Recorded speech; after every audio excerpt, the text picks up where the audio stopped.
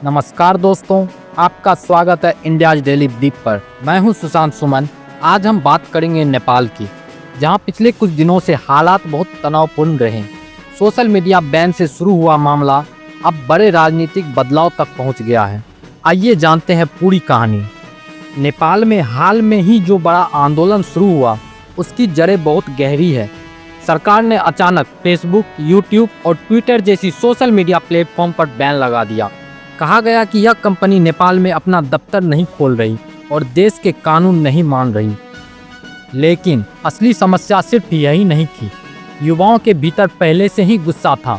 बेरोजगारी बढ़ रही थी, भ्रष्टाचार का स्तर फैला हुआ था और राजनीति परिवारवाद में बदल चुकी थी। यानी नेता अपनी कुर्सी बचाने और अपने रिश्तेदारों को फायदा पहुंचाने में लगे थे। जब सोशल मीडिया बंद हुआ तो युवाओं को लगा कि अब उनकी आवाज़ दबाई जा रही है। आज की पीढ़ी यानी जेन ज़ी सोशल मीडिया पर ही अपनी राय रखते हैं, वहीं से पढ़ाई लिखाई और रोजगार के मौके ढूंढती है। ऐसे में यह बैन उनके लिए सीधा हमला जैसा महसूस हुआ। यानी आंदोलन की वजह सिर्फ सोशल मीडिया बैन नहीं थी, बल्कि ये था सालों का जमा हुआ गुस्सा, बेरोजगारी, भ्रष्टाचार और आज़ादी छीनने की कोशिश। सोशल मीडिया बैन होते ही नेपाल में अलग अलग शहरों में छात्रों और युवाओं ने छोटे छोटे धरने शुरू किए। शुरू में ये शांतिपूर्ण प्रदर्शन थे। लोग नारे लगा रहे थे, पोस्टर और प्ले कार्ड लेकर सड़कों पर उतरे। लेकिन धीरे धीरे भीड़ बढ़ती गई। युवाओं ने नो बैन, नो करप्शन और वी वांट जॉब जैसे नारे लगाने शुरू किए। काठमांडू में विश्वविद्यालयों से निकलकर छात्र हजारों की संख्या में सड़क पर आ गए। सरकार ने प्रदर्शनकारियों को गंभीरता से नहीं लिया, उल्टा पुलिस को तैनात कर दिया गया। पुलिस और प्रदर्शनकारियों के बीच झड़प शुरू हो गई। आंसू गैस के गोले छोड़े गए, लाठीचार्ज हुआ और यही बिंदु था जहां से शांतिपूर्ण विरोध हिंसक आंदोलन में बदल गया। लोगों ने गुस्से में सरकारी इमारतों को निशाना बनाया।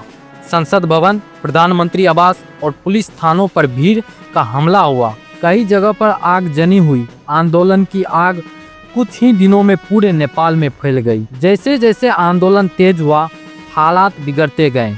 पुलिस और सुरक्षा बलों ने भीड़ को काबू करने के लिए गोलियां चलाई। रिपोर्ट्स के मुताबिक अब तक 50 से ज़्यादा लोग इस आंदोलन में अपनी जान गंवा चुके हैं। इनमें ज़्यादातर युवा थे। सैकड़ों लोग घायल हुए, किसी की टांग टूटी, किसी को गोली लगी, किसी पर लाठियां बरसी।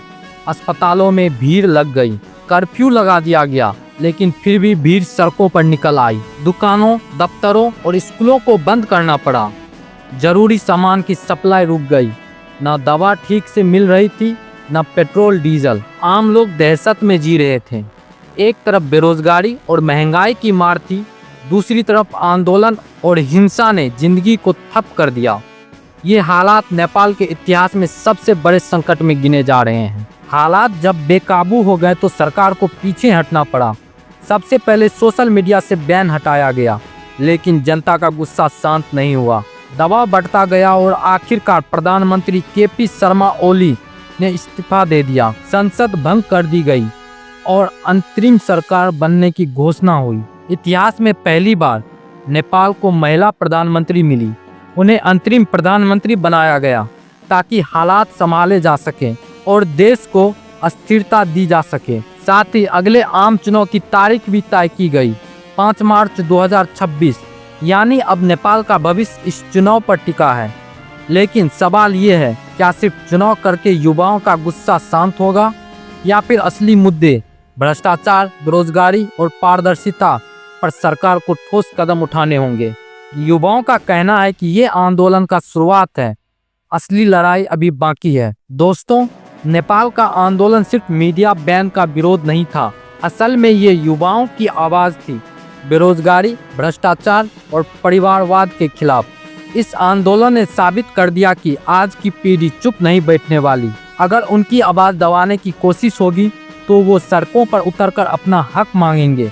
सरकार गिर गई, नया नेतृत्व सामने आया और चुनाव की तारीख तय हुई। लेकिन असली सवाल अभी भी बाकी है। क्या इस बदलाव से आम जनता की जिंदगी बेहतर होगी? क्या युवाओं को रोजगार मिलेगा? क्या भ्रष्टाचार खत्म होगा? यानी आने वाले महीनों और चुनाव में तय होगा। नेपाल का भविष्य अब उनके नौजवानों के हाथ में है। तो दोस्तों, ये थी नेपाल के आंदोलन की पूरी कहानी की वजह से लेकर नतीजे तक। अगर आपको यह वीडियो जानकारीपूर्ण लगी तो लाइक कीजिए, शेयर कीजिए और सब्सक्राइब कीजिए हमारे चैनल को, ताकि आपको मिलती रहे दुनिया भर की सबसे बड़ी और जानकारी खबरें सबसे पहले। मैं हूं सुशांत सुमन, मिलते हैं अगले वीडियो में। तब तक के लिए धन्यवाद। जय हिंद, जय भारत।